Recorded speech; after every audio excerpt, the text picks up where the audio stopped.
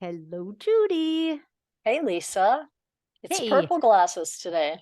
it is. What do you think? I Do they like work them. for me? I Cool. really like the green ones best. They kind of pop, don't they? Yeah. Yeah, these kind of, I'm wearing a gray shirt and it kind of blendy a little bit. So yeah, hmm I agree. I have them in green and I have them in purple and I've got them in red. But red kind of feels like people do wild and crazy red glasses. hmm That's not uncommon, hmm you hmm know?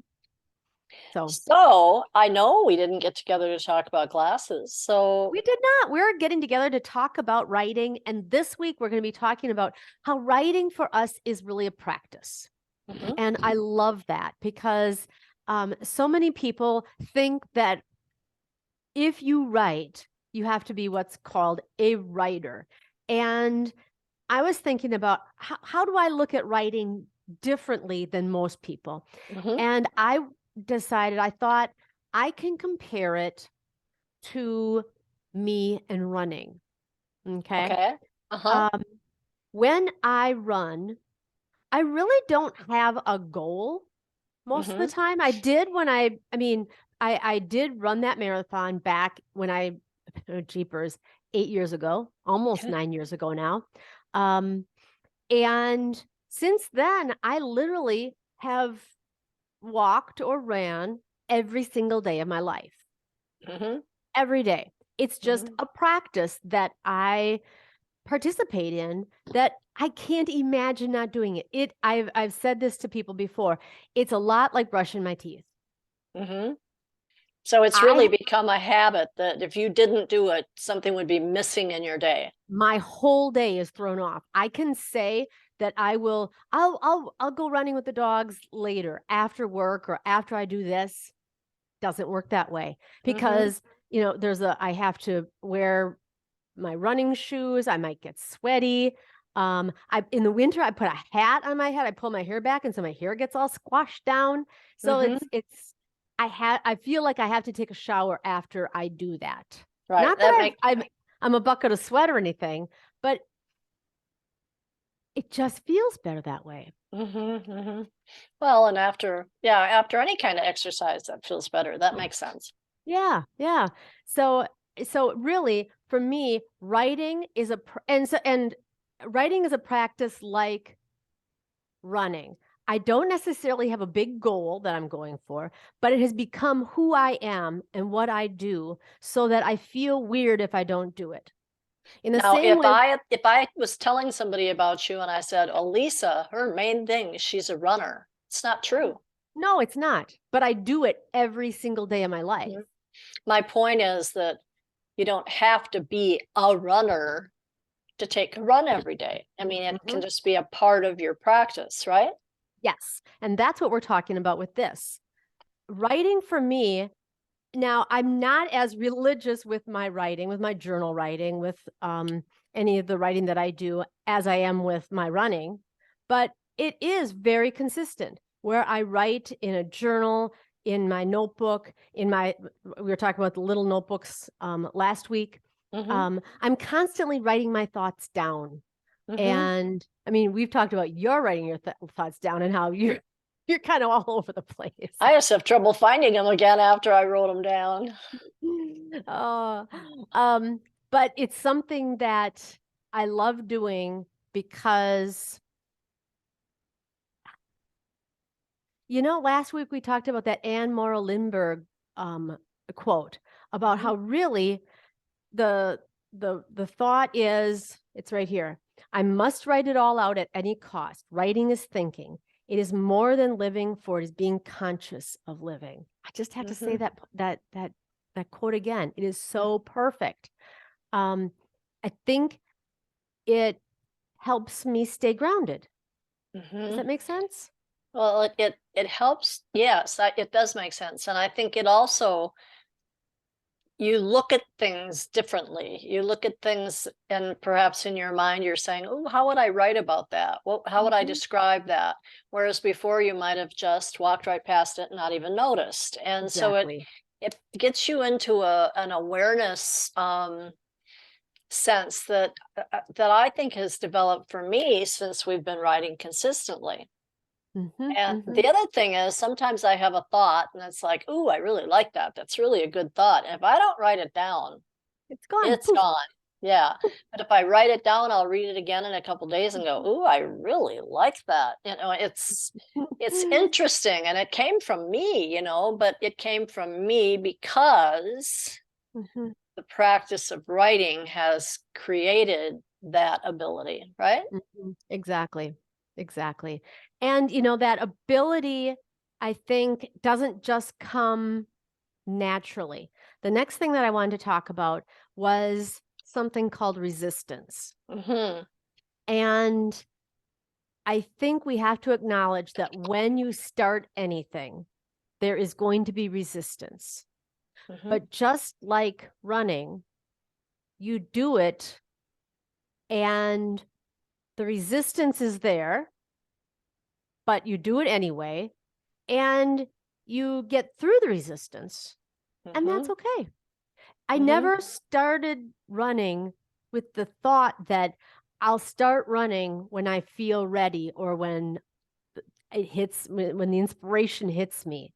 You Mhm. just do it. You keep doing it. Every Mhm. week when we write together, we have all kinds of resistance, don't Oh my we? gosh, I mean, yes, and we verbalize it and we have woe is me sessions. I mean, it's just really kind of silly, but it's true. We do. We say, "Oh, whose topic was this?" whose And topic was this? Exactly. yeah, And how did Michelle we will look ever come back up at her with notes and this? she's like, Lisa and Judy, you guys both agreed that this would be a great one. It's like, what were we thinking? What was I thinking? I don't know what I was going to write about. Oh, I know. And then we're sitting there going, "You and I were the two that didn't know what we wanted to say." And I don't know. I don't remember that it was our thing, but I know. It's they said it crazy. was. It sounded like us. Mhm. And so Yeah. I mean, so we have this resistance, but it doesn't stop us. I mean, we No. might laugh about it and piss and moan and bitch and complain, but we still write about it. And it's crazy. Um, for example, I mean, sometimes we will kind of brainstorm a little bit beforehand. Remember, the last week we were writing about writing about something in your life that you've learned a lesson. Right. And we said, I said I was going to write about, I knew I had written about the lessons I had learned in um, running the marathon. Mhm. And then I thought, well, maybe I'll write about the lessons of tenacity that I learned when I was going through the infertility and the adoption process. Mhm. And everybody was like, oh, we've heard about that before. No. I And do believe Michelle said, "Lisa, you've written about that already." yes, Mhm. exactly. And so then I really narrowed in on just Luca and what I've learned Mm. recently, and it was called Letting Go.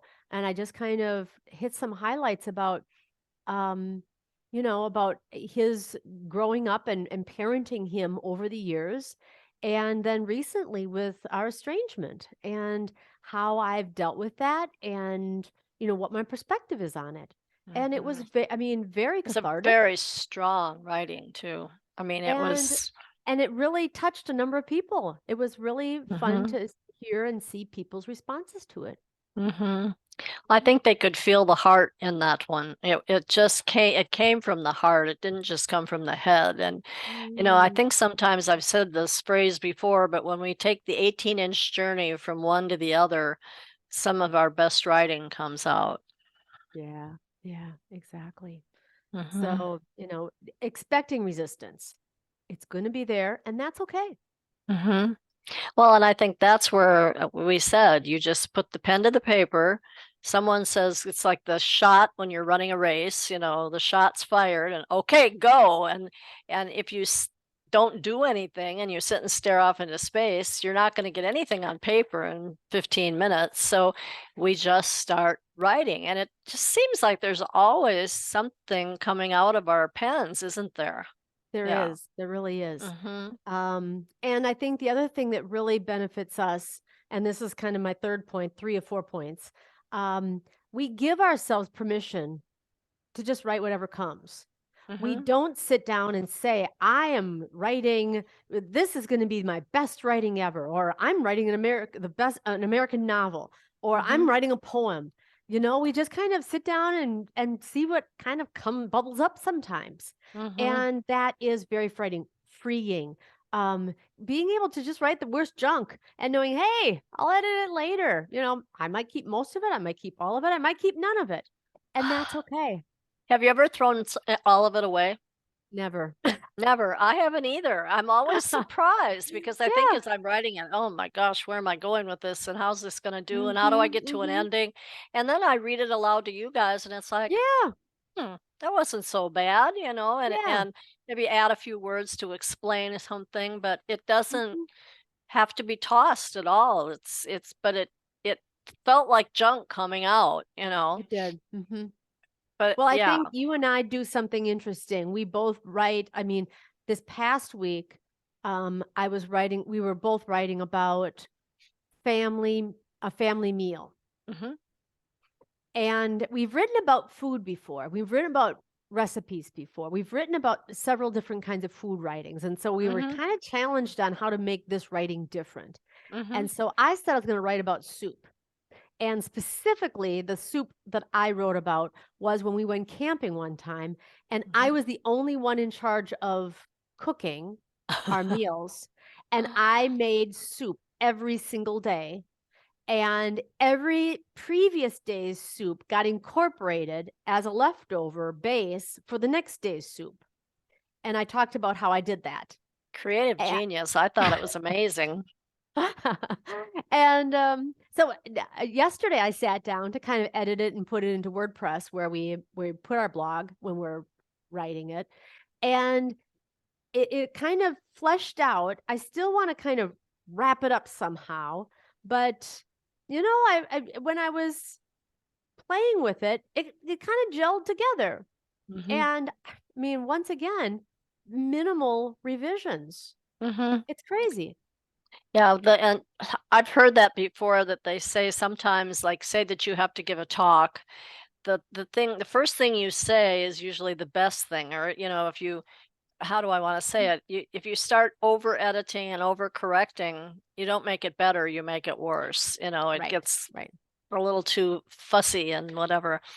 But I think that's true, that some of those writings, I mean, I sit there writing it and I think, "Oh, this one's gonna go in the waste paper basket," and it never does. It never does. And I think, "Oh, well." And then some of those are the ones that get the best comments. Yep.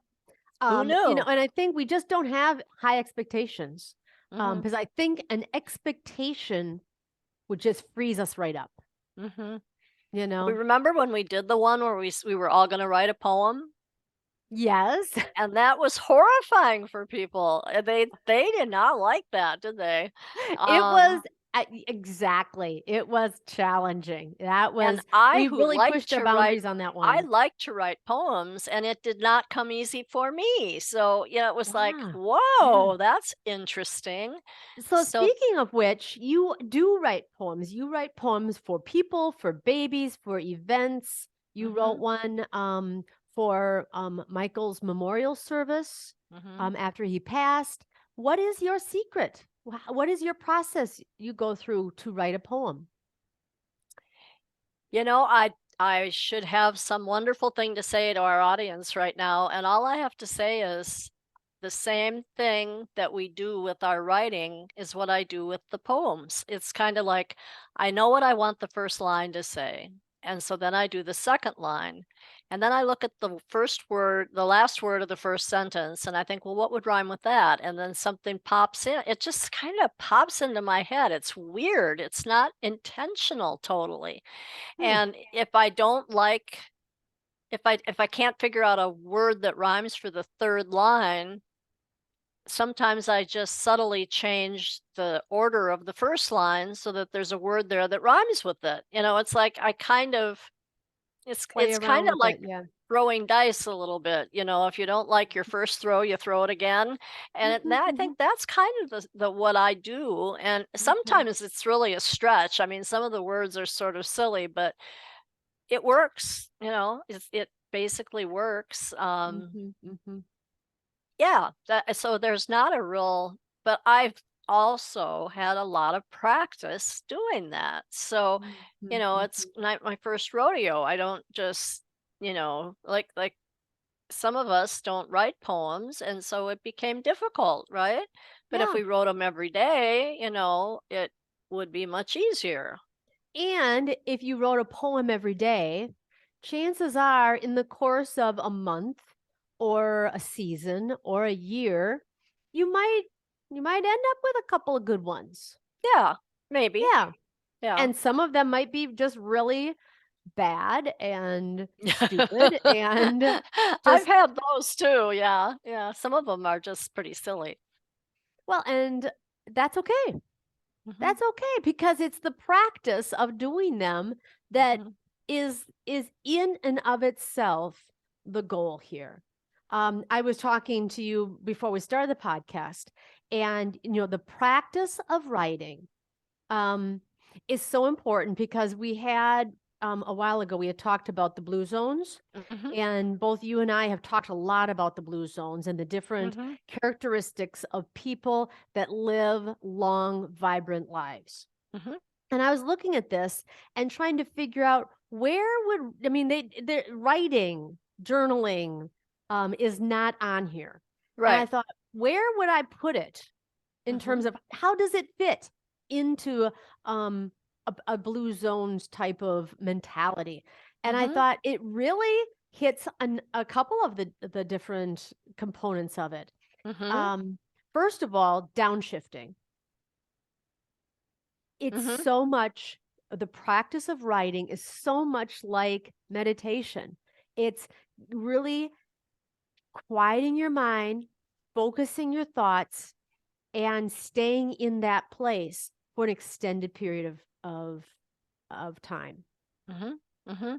I couldn't help but we read a little couple of pages of Natalie Goldberg's book, Writing Down the Mm, Bones, and I thought it was so really insightful of her to say too many writers have written great books and gone insane or alcoholic or killed themselves. And I think that's true. It's that pressure of it all has to be mm, perfect, and it's mhm, not all going to be perfect. So mm-mm, throw mm-mm. those expectations right out the window and just write. Yeah. And there will be some of it that you will just hate and some of it that you will just love. But, Mhm, mhm. that's okay. Yeah. That's Yeah. okay. And, there's another book, The Artist's Way, that kind of tells the same sort of a thing, and the more of the books you read about writing, the more you see these repeat um, messages. Yep. At least that's how it works for me. Mhm. And so, I always get a little more confident when I read it in more than one place. And I know it's not just one person. So, gee, I Well, think and yeah, that. I guess I want to stay on this topic for a little bit because when I'm looking at the blue zones, Hmm. what um downshifting was the first one that came to my mind. But Hmm. the second one was knowing your purpose. And like we've talked about with writing, how it almost helps you become aware of your own mind without Hmm. sitting there and just letting those thoughts constantly go through your mind and out the other side. You Hmm. really do get to see It in a gives you clarity. It gives you clarity. It helps you to put yourself in perspective and to say, Mhm, this is where my thoughts go, and this is what I'm interested in, and this is, mhm, what I have something to offer mhm. in. I don't think Yeah. that's grammatically correct, but that's all right. It really And does help you clear. mhm. And then the last thing that I just wanted to bring up is that really, don't you just find, Judy, that when you get together with other people who write, you found your right tribe? Absolutely. I know I use that word absolutely, but you Few and I times. think so much alike that often you are absolutely correct. And I think that is true. I mean, there are some people in this world who says, "Who cares about writing? I don't really need to know myself that well." Well, those people are probably not going to be part of our tribe. Mhm, They might mhm. have an interest in one or two of our blogs, but possibly not, and that's okay. You know, we all don't, thank goodness, we all don't think Yeah. alike. We all don't have the same purpose. We all don't have the same means to an end, kind of thing. And um, yeah, I think that's really important to realize that hanging out with people of like mind or similar mind, you don't have to agree on everything, but I think it's really expanding and it really helps you to develop yourself in a way where you get, I call it clarity. You get clarity about what your purpose is. And it's cool to be with other people who also have that same, like you said, like-mindedness. Mhm. Other people who are also, kind of deep thinkers, people Mhm. that are interested in knowing themselves and having a purpose and pursuing what feels right and good and true. And you're right, not everybody is interested in doing that. But No. writing and having a practice of writing, I think really helps us do exactly that. Well, it really helps open you up and it's peeling the onion. We always get deeply into other layers as we pull the one from the outside off. And Yep. we even get tears sometimes when we do that. So, uh, And that's okay too. mhm. Mhm. Absolutely. Beautiful. Well, Judy, we're going to wrap it up here. So today, we're talking about writing practice, writing as a practice, and we'll keep practicing. I think that sounds great. I'll see you Cool. on Thursday. Okay. Awesome. Love you, Judy. Talk to you Love you later. too. Bye bye. Bye bye.